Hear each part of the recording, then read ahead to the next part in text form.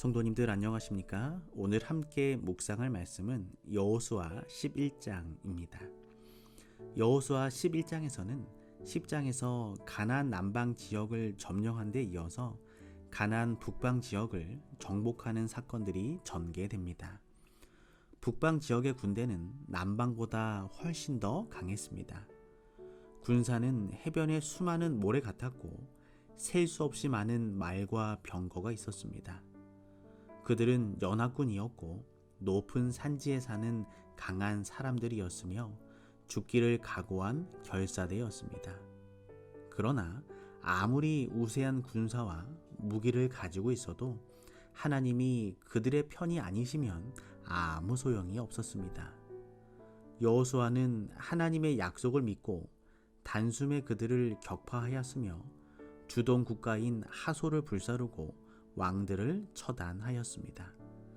여호수아는 여세를 몰아 북방 한락산으로부터 헤르몬산 아래 레바논 골짜기의 바알가까지 모든 가나안 족속들을 정복하고 점령하였습니다. 여호수아는 또한 아낙 거인들을 멸절하였습니다. 살아남은 민족은 기브온 사람들 뿐이었습니다. 그들이 가나안에서 하나님의 자비에 의지한 유일한 사람들이었습니다. 여호수아 11장 4절입니다. 그들이 그 모든 군대를 거느리고 나왔으니 민중이 많아 해변에 수담 모래 같고 말과 병거도 심히 많았으며, 해변에 모래 같다라는 말은 헤아릴 수 없을 만큼 많은 수를 나타낼 때 사용된 널리 알려진 표현입니다. 비슷한 의미로 사용된 다른 표현들로는 하늘의 별들, 메뚜기 떼 등이 있습니다. 역사가 요세푸스는 이 수요를 보병 30만 명, 기병 10,000명, 병거 200승이라고 구체적으로 언급하고 있습니다. 이스라엘과 싸우기 위한 연합군의 수가 그 당시에 해변에 수담 모래 같다고 표현하고 있는 것입니다. 여호수아 11장 6절입니다.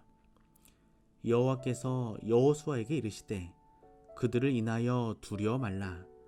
내일 이맘때에 내가 그들을 이스라엘 앞에 붙여 몰살시키리니 너는 그들의 말 뒷발에 힘줄을 끊고 불로 그 병거를 사르라. 지난번 전투에서는 해가 멈추는 이적이 있었습니다. 하지만 이번에는 특별한 이적이 없었습니다. 그러나 강한 가나안 민족과 싸워 승리한 것 자체가 기적이었습니다. 흔히 새로운 모험을 시작할 때 믿음을 위한 기초와 하나님의 도움에 대한 보증을 제공하기 위해 이적이 일어나는 것을 볼 수 있습니다. 그러나 나중에는 이적이 자주 나타나지 않는데 그것은 하나님이 그분의 백성을 버렸다는 증거가 아니라 목격하지 않고도 믿는 일을 배우도록 하기 위해서입니다. 우리가 살아가는 현대에서도 이적의 필요는 감소되었습니다. 성경적 및 역사적 증거가 분명한 오늘날에는 초자연적인 이적을 통해 확증되지 않아도 될 만큼 믿음을 위한 충분한 근거가 우리 주변에 많이 있는 것입니다. 그렇다고 이것이 이적의 시대가 끝났다는 말도 아닙니다. 이적을 나타내야 할 필요와 그 때를 결정하시는 분은 하나님이시기 때문에 그렇습니다. 오늘 우리가 살아가는 시대에 성경에 등장하는 큰 기적과 이적은 없을지라도 우리가 하나님을 믿기에 충분한 증거와 역사를 주신 하나님께 감사하고 우리의 믿음을 더 굳게 하는 하루 되시기를 소망합니다. 여호수아 11장 9절입니다. 여호수아가 여호와께서 자기에게 명하신 대로 행하여 그들의 말 뒷발에 힘줄을 끊고 불로 그 병거를 살랐더라. 말 뒷발에 힘줄을 끊고 그들의 병거를 불사르라는 하나님의 명령은 상식에 어긋나고 불합리한 것처럼 보입니다. 전투에서 말과 병거는 중요한 무기이며 운송수단이었고 큰 자산이었습니다. 그것들은 그대로 전투에 활용될 수 있는 유용한 군수품이었습니다.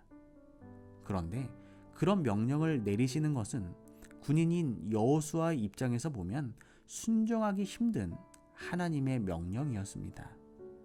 그러나 여호수아는 상식이나 합리성을 떠나 그리고 개인의 생각을 떠나 하나님의 명령에 절대 순종하는 것이 그의 신앙이었고 신앙의 원칙이었습니다.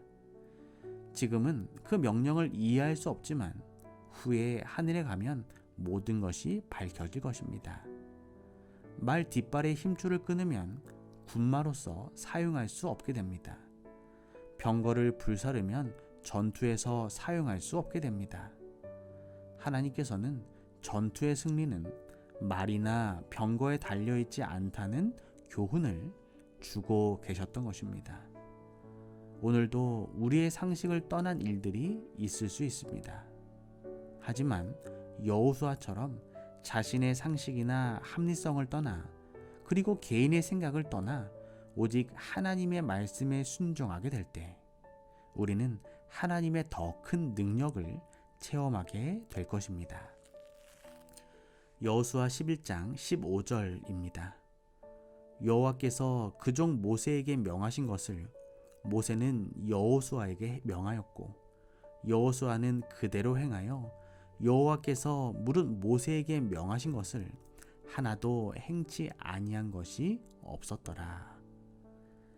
하나도 행하지 아니한 것이 없었더라. 이 말씀은 문자적으로 아무것도 제쳐놓은 것이 없었더라는 말입니다. 이 구절은 여호수아의 품성에 대한 최고의 평가입니다. 여호수아는 하나님의 모든 명령에 절대적으로 순종했습니다. 여호수아는 장래에 대해 온전히 이해하든 못하든 하나님의 말씀을 그대로 믿고 그 말씀에 따라 행동하는 단순한 품성을 지니고 있었습니다. 어떤 사람들은 자기 마음에 드는 일, 즉 자신이 완전히 이해할 수 있고 전적으로 동의하는 일에만 충성스럽게 행동합니다. 그러나 하나님께 대한 진정한 충성이란 하나님의 뜻에 전적으로 순종하는 것을 목표로 합니다. 개인적인 바람이나 소원이 수행해야 할 의무와 상충될 수도 있습니다. 그러나 하나님께 모든 것을 맡긴 영혼은 자신의 타고난 성향에 거슬리는 경험을 할지라도 하나님의 뜻을 선택합니다. 여호수아처럼 마음이 고결한 사람에게는 피를 흘리며 심판하는 일을 행하는 것은 어떻게 보면 커다란 고통이 따랐을 것입니다. 그러나 진정한 군사처럼 여호수아는 자신의 사령관이신 여호와 하나님의 명령에 순종했습니다. 오늘 우리의 성향, 우리의 생각, 우리의 뜻이 다 다를지라도 우리의 사령관 되시는 여호와 하나님의 명령에 순종하는 귀한 삶이 되기를 소망합니다. 여호수아 11장 18절입니다. 여호수아가 그 모든 왕과 싸운 지는 여러 날이라. 이스라엘이 가나안 족속들을 정복하는 데는 오랜 시간이 걸렸습니다. 여호수아 14장에 의하면 가나안을 정복하는 데는 6년 혹은 7년이 소요되었습니다. 애굽을 떠난 지 약 2년 후 모세가 가데스 바네아에서 정탐꾼을 보낼 때 40세였던 갈렙은 이제 85세가 되었습니다. 그러므로 이스라엘 백성들이 가데스를 출발하여 여리고를 점령할 때까지 38년의 세월이 지났습니다. 85년에서 78년을 빼면 6년 혹은 7년이 전쟁 기간으로 남게 됩니다. 하나님은 정복의 기간이 길어지는 것에 대해 명백한 이유를 제시하셨습니다. 신명기 7장 22절에 두렵건대 들짐승이 번성하여 너희를 해치지 못하게 하기 위해서였습니다. 어쩌면 견디기 힘든 일들이 오래 계속되는 것도 하나님의 백성들의 믿음을 개발시키기 위해서 계획된 일이었을 것입니다. 오늘 우리의 삶 속에 여러 가지 오래 지속되는 고통과 인내가 필요되는 일들은 우리의 믿음을 개발시키기 위한 하나님의 계획일 수도 있는 것입니다. 오늘 하루 나를 향한 하나님의 계획을 믿음으로 바라보시고 믿음 가운데 살아가는 귀한 삶이 되기를 소망합니다. 오늘은 이성봉 집사님 가정을 위하여 기도합니다. 사랑의 하나님, 이성봉 집사님이 오직 하나님의 말씀과 뜻에 순종하고 충성함으로 하나님의 더 큰 능력을 체험하고 경험하는 복된 삶이 되게 하여 주시옵소서. 박세원 집사님과 이지우, 이지훈 모든 가족들의 삶이 하나님의 제단을 쌓는 귀한 삶이 되게 하시고 자녀들의 삶이 말씀 위에 굳게 선 믿음의 삶이 되게 하여 주시옵소서. 사랑의 예수님의 이름으로 기도합니다.